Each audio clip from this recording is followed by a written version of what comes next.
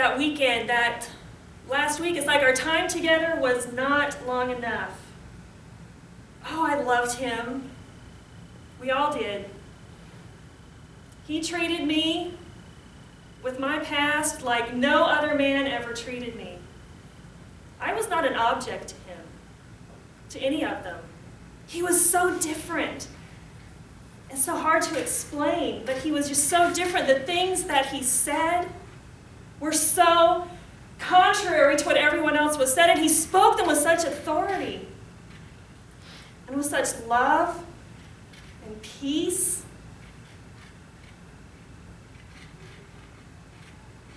I never met a man that was like that before. Oh, and I loved him. I hung on his every word. I didn't say much, but I hung on his every word.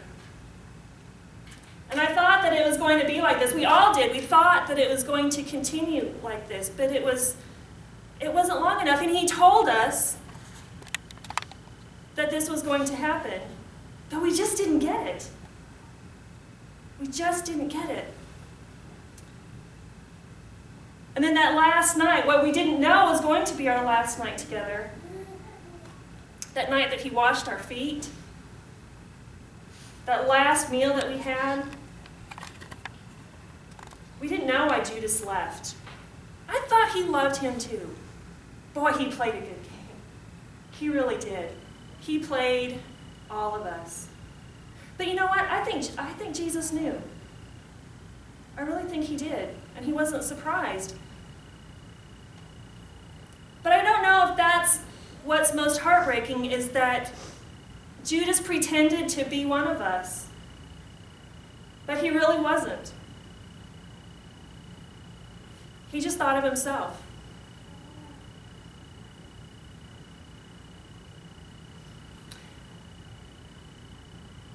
But I thought my heart was going to break. It did break.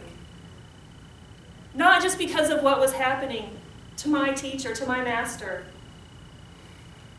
but because everybody else left him. I don't know what happened to Peter. I didn't find out till later. I don't know where the others went. They just left. But we couldn't leave. John stayed. I stayed. His mother stayed, and some of the other women stayed. We stayed right with him. We watched everything. I think I cried out every tear that I had. I didn't know I had any more.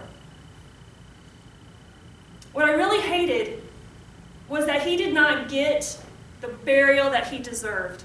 He deserved so much better than what he got. Oh, if they would have only understood what he was trying to do, what he was trying to tell them, but they just didn't get it. He deserves so much better.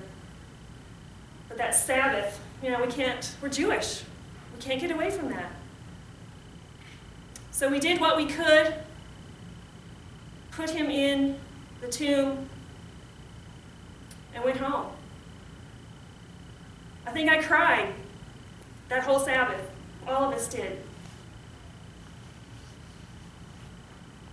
We didn't know what to do. It was just over. We didn't know what we were going to do. I think we were still in shock, too. But as soon as the Sabbath was over, I and some of the other women, we got all the spices, we got them ready. Because we were going to go back. We didn't know how we were going to do it, but we were going to go back. And we were going to take care of Jesus' body the way he deserved. But I couldn't wait. I couldn't sleep. I had to get there as soon as I could. So I left. I went. And I was not expecting what I saw. The stone was rolled away. And I peeked in, and he was gone. I didn't know what happened. I was terrified. Like, no, they took him. Where did they take him?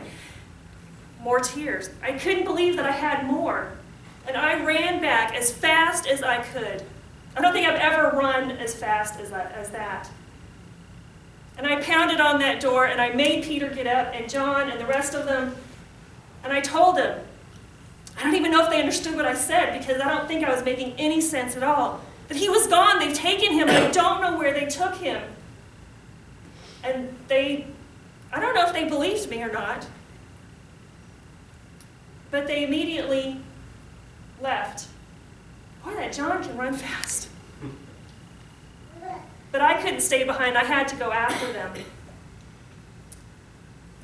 And they went to the tomb.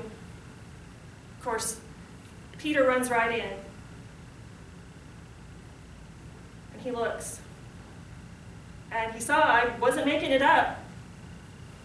He was gone. No trace. Except for the clothes there. And the rag that was around his head was neatly folded, separate.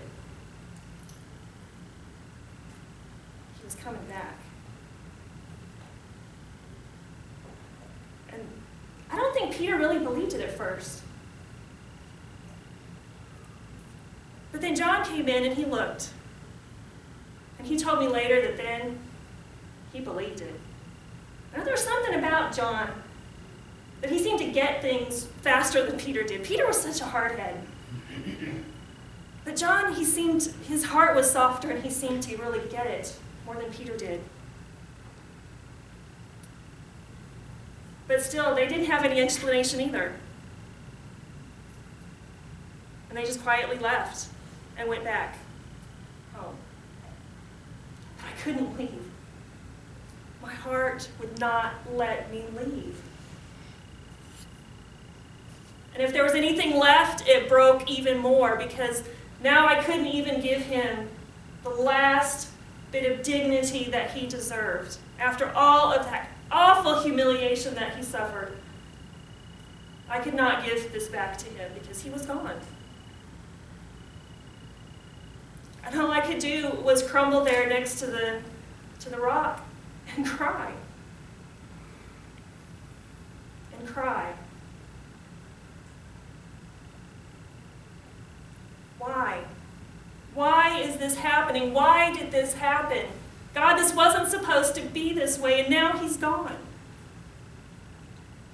I couldn't even bring myself to go in. I wanted to, but I couldn't. All I could do was crawl over there and look inside.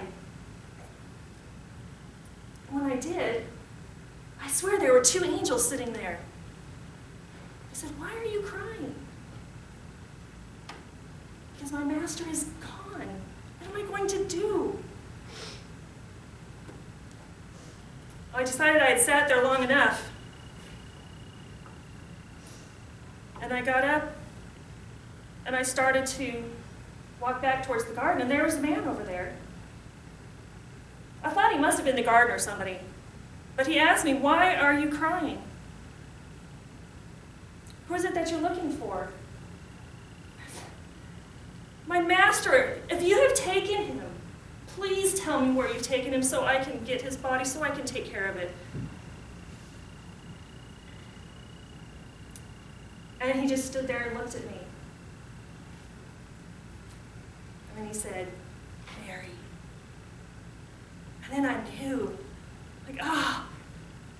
teacher. And all I could do was crumble down at his feet and try to grab onto him. And he said, "Don't cling to me right now, Mary. I haven't ascended to my Father yet." I really didn't know what he meant, but it didn't matter because he was here. He wasn't dead. I couldn't believe it. I couldn't believe it. He was really here. And I almost missed him. I almost didn't recognize him. I was so caught up in crying, and I just didn't really believe. And it took seeing him. And then I remembered what he said about coming back. I remember him telling those Jewish leaders that they tear down that temple, he was going to raise it back up in 3 days. And then I went running back to the other disciples because I had to tell them. I saw the Master. I saw him. He's alive. He's not gone. I don't know. It took a while for them to believe me. But then he appeared to them. He appeared to all of us several times before he ascended. And then Pentecost. But that's another story. Because just like it seems as if he's gone, and we're heartbroken and we can't see him, he's not. He's not ever really gone. And not only that, but we know now that his resurrection is just the first. That the resurrection that we've always believed in is really going to happen. And after he sent his Holy Spirit to us, it just got better. Now we understand everything. Now we see how really different his coming into the world was and why he had to leave, why all of this had to happen. And now the church is spreading. And oh, Peter, you would not believe the difference in Peter now. And John, and now Paul. Oh, it's amazing. So amazing. And this is not just my story. This is our story. Our story. We all have heartbreak and sin and lives that seem like they don't matter sometimes until he comes in and changes everything. Oh, he changed my life so much. And I know he changed everyone who he touched and who believed. And that's all it takes. And when we look for him, we'll find him. We may think that we are talking to someone else or looking somewhere else, but he's really there, waiting. If we listen, we'll hear him call our name. And our response can be the same. Fall down at his feet. But this time we get to cling to him. And that's what he wants. He wants us to cling to him. And to tell others that he's alive and with us still. Amen. Amen.